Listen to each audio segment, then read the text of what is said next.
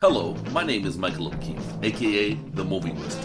If you enjoy this interview and want to hear more top-notch film industry conversations, please press the thumbs up, subscribe to this channel, and hit the bell to stay in the know. Courtney Joyner, you've written plenty of genre films, which makes you wonder how collaborative the initial writing is on these films and how much the final product differs from your original ideas. Well, the thing is, with all the horror credits and things that I've had, almost all of the movies that I've written have been assignments. Okay. So now, very often I was asked to say, during the full moon period, and like on a movie like Puppet Master or something like that, you just come in, you have your conversation with Charles Band, and he says, I would like to do a Puppet Master about blank. And then he gives you all the freedom in the world to go right ahead. When I was hired to write the movie Prison that was made with Viggo Mortensen and Rennie Harlan directed it, there was actually a rough draft script that had been written years before, and we read it. It really was not anything like what we wanted to do.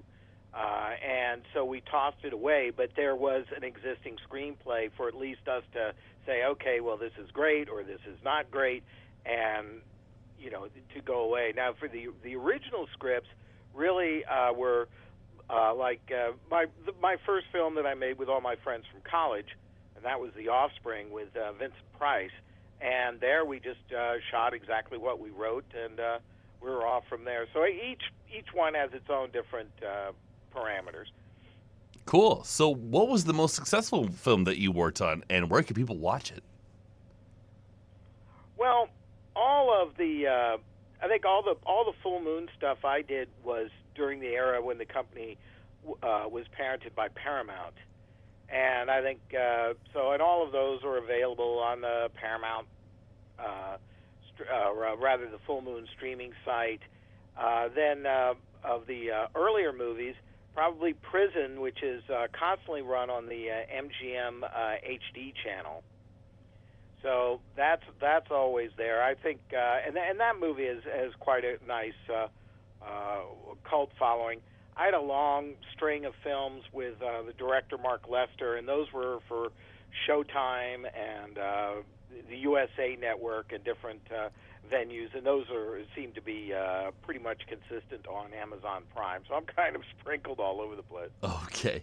So, put commercial success aside, what was the favorite scripts of yours personally that you wrote? Well, one of the favorites was a little movie that I really enjoyed. I think it's again, it was hampered by its own budget, but I wrote a movie about Ma Barker called Public Enemies that starred Teresa Russell and James Marsden and Alyssa Milano, and Eric Roberts was also in it, and Frank Stallone. It had a very good cast, and it was shot in Oklahoma, and really recreated the dynamics among the Barkers in the 1930s. And I wanted it to be like one of those cool, fun Roger Corman 1930s gangster pictures like Big Bad Mama and things like that. And I think we accomplished that. That was for Trimark. And I liked that movie quite well. I did also a film that I really enjoyed, just the making of it and the collaboration with the director Bradford May, who's quite prominent in television.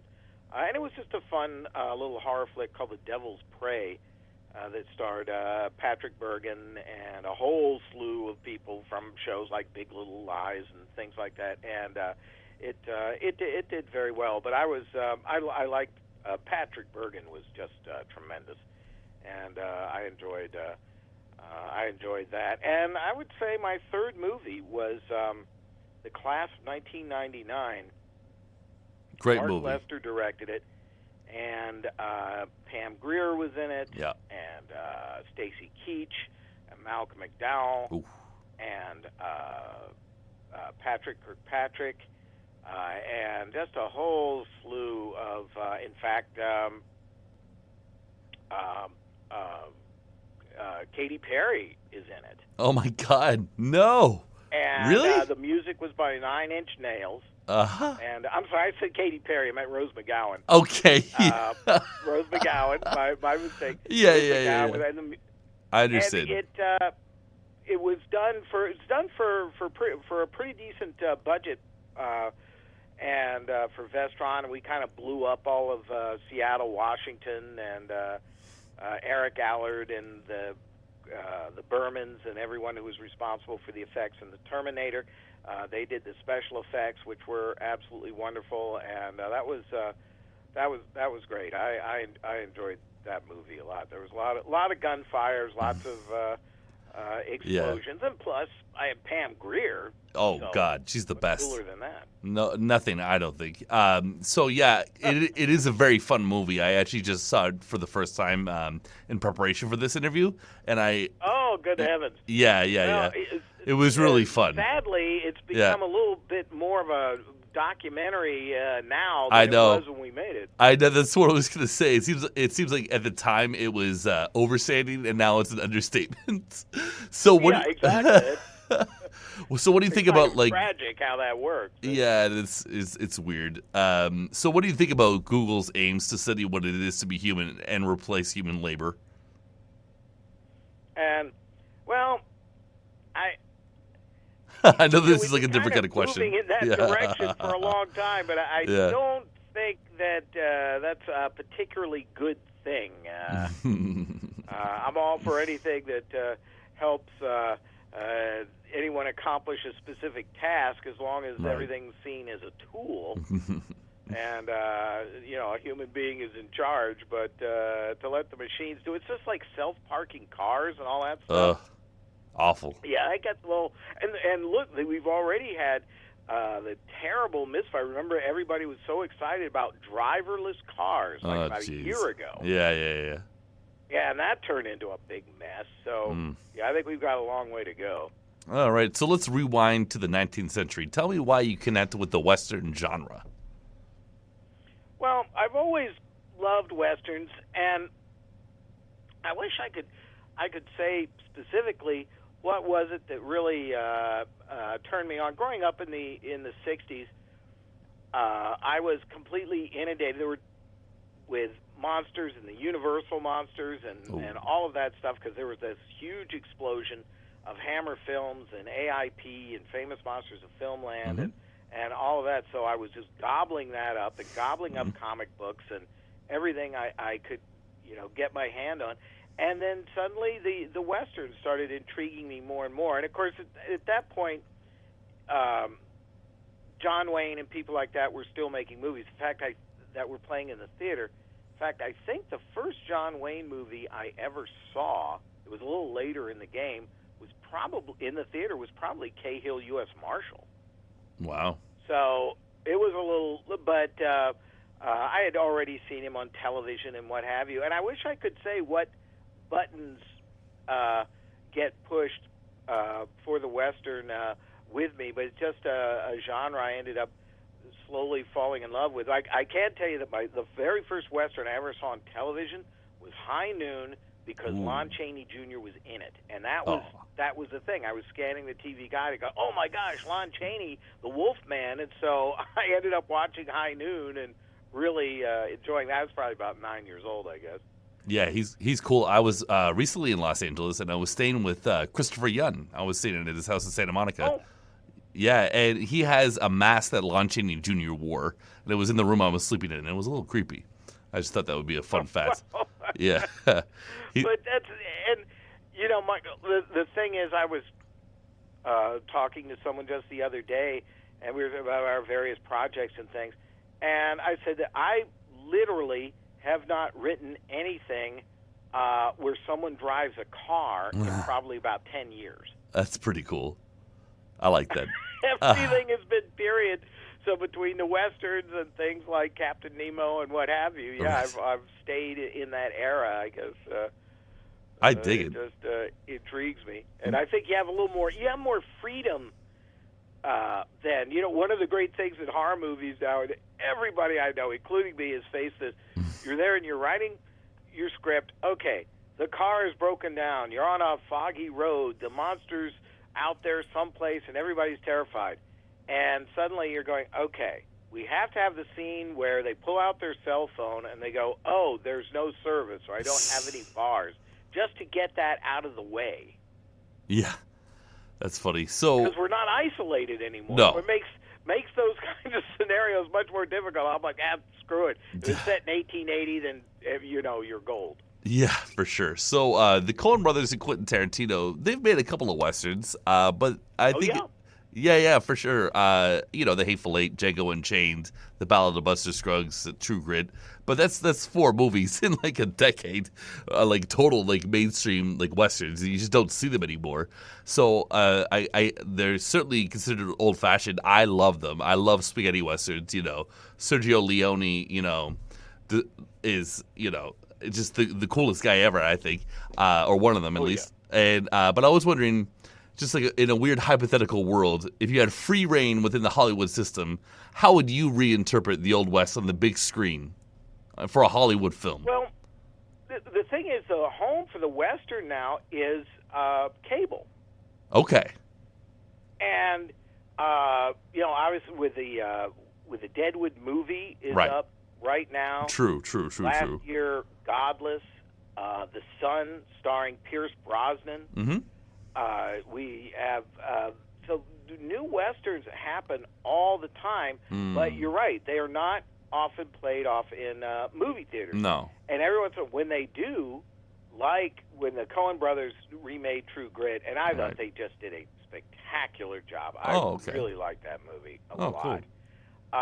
And it did incredibly well. And of course, obviously, Quentin's westerns did very, very well. Mm-hmm. So, but those are signature guys. They're signature filmmakers, and so people are going to be intrigued by whatever it is that they're doing. But the common westerns now that are made are they're either for cable or they're the ones you pick up at Walmart that have been made independently, and they have someone like Bruce Dern or Tom Berenger or someone in them for a day or two, and then they surround them with young casts. And but those things go flying off the shelf. And what I'd love to see, if the westerns were just at least a little more consistent, I would love to see adaptations of some real signature western novels to reappear. Particularly in my mind, some of the things like Elmore Leonard's Valdez is coming. I would love to see a redo of that. I really like the Burt Lancaster movie, but I'd love to see that done really directly off the page, the way Leonard had written it, which was a lot rougher than the movie that was made from it. It would be wonderful to go back to things like Donald Hamilton's The Big Country, or I was not a fan of the remake of The Magnificent Seven. Although I guess it did okay. However, as anyone would sit down and maybe take another look. And again, I always go to the literary sources. Frank O'Rourke, who wrote The Professionals, wrote a stream of really great, tough westerns that would just be wonderful movies, like Gunsmoke Over the Big Muddy would be absolutely terrific. And, you and I are talking about this, and, of course, you know what Mel Gibson's preparing. The Wild Bunch. The Wild Bunch, hey. Exactly.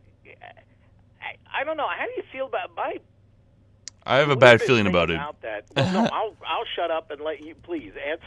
What do you think about it? I don't know. I'm skeptical. I think Mel Gibson is a very accomplished director, actually. Hacksaw Ridge was very good.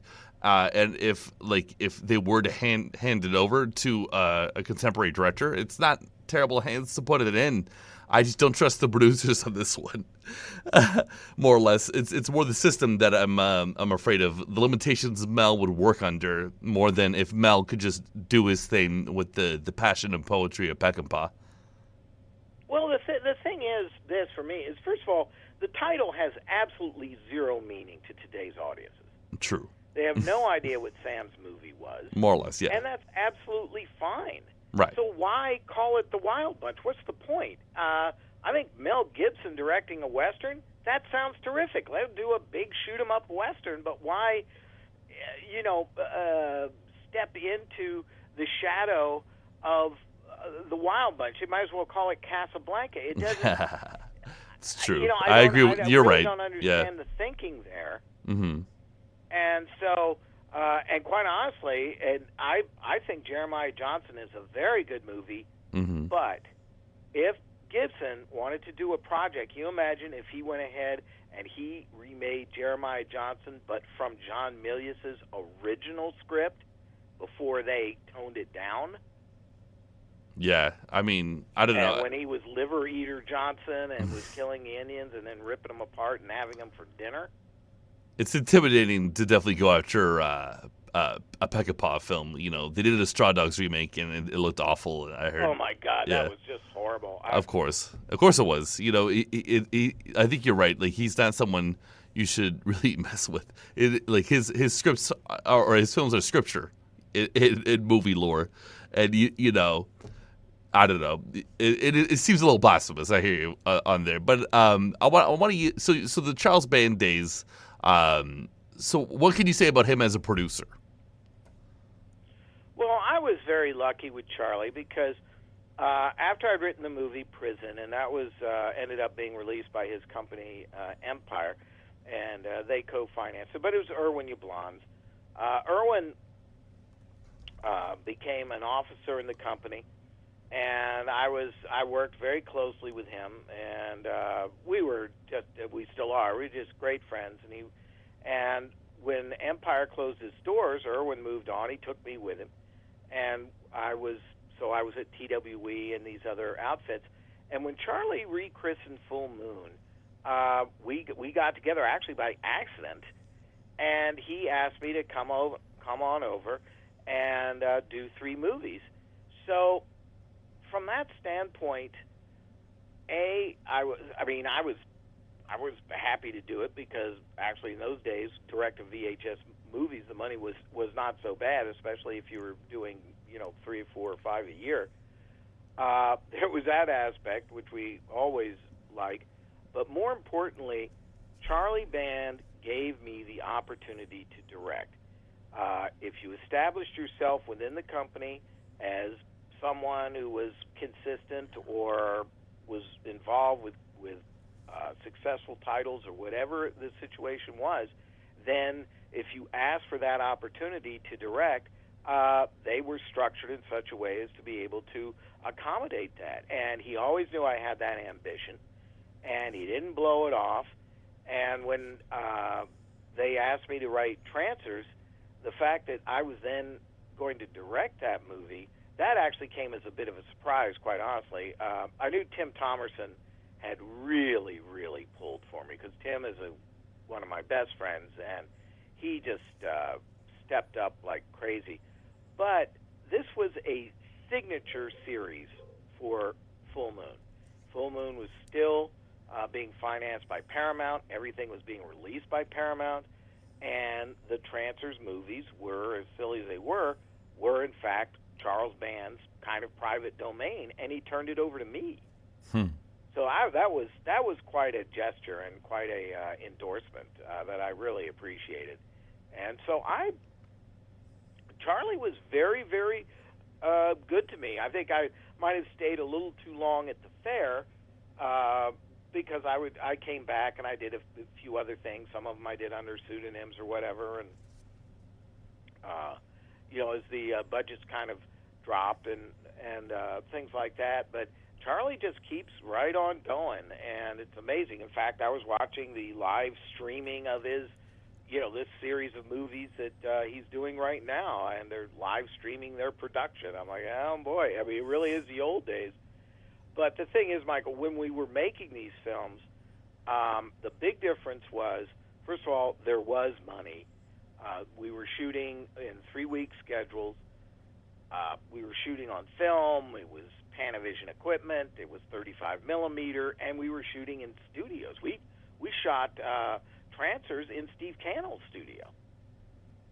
Jeez Louise. So, all the kind of what you would normally expect with low-budget movies, including casts of recognizable actors. No, that was not the way Charlie wanted to approach it. He did not. He never really wanted to do the guerrilla filmmaking thing, at least not during that period. Okay, so it was like doing a television movie.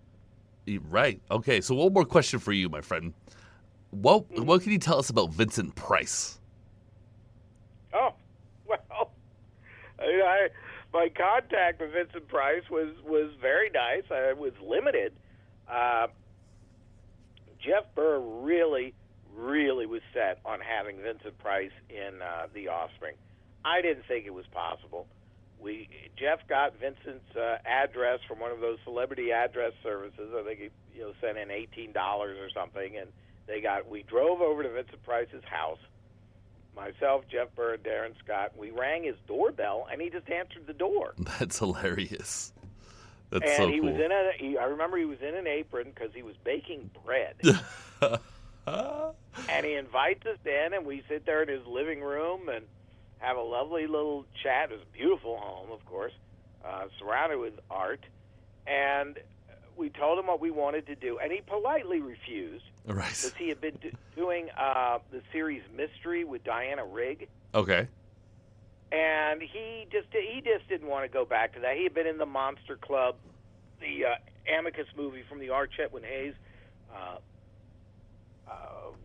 stories, and with John Carradine and everybody. And he didn't think that it turned out quite as well as he had wanted it to. So he really wasn't interested in kind of doing another hosting anthology thing. But what we got him to agree to do was hold off on his final decision until the episodes had been shot, and he could take a look at them and then decide whether or not he wanted to do them.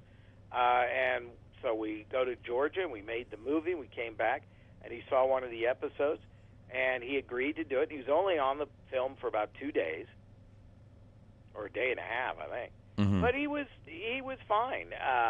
It took us a while. I mean, he did. Look, you're dealing with a real movie star. Yeah. And we're a bunch of knuckleheads. Aw. So we made some wrong moves that he corrected us with, and but my mom came out, and he was very kind to her, and so it ended up being a good experience. But again, you learn this stuff as you go, and he was a very nice man, and he wrote Jeff Burr a very nice note after the shooting was done and what have you. I remember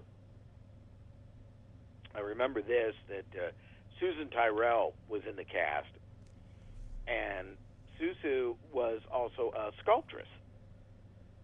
And she told Vincent Price, Vinny, please, you've got to look at my artwork, and I really would love your expert opinion. So one day, he is, like the second day, he's getting out of his dressing room, which is parked right alongside the stage, and we were shooting in Roger Corman's old studio there in Santa Monica. And so Susu had covered a craft service table with a sheet, and she takes the sheet off, and I'm standing next to Vincent Price, and there we are with Susu had done sculptures of all of these ladies' private parts. Oh, my. And we're looking at like 20 of them. Okay.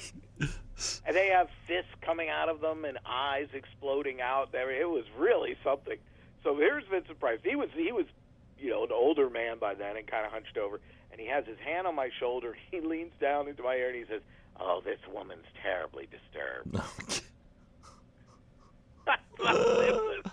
That's so cool. But he did. I think he sat down with her and gave her some real advice about, her artwork. And, of course, he considered it a little avant-garde or outside what he would normally like to see. But sure. I think he helped her a great deal because I know he liked her a lot.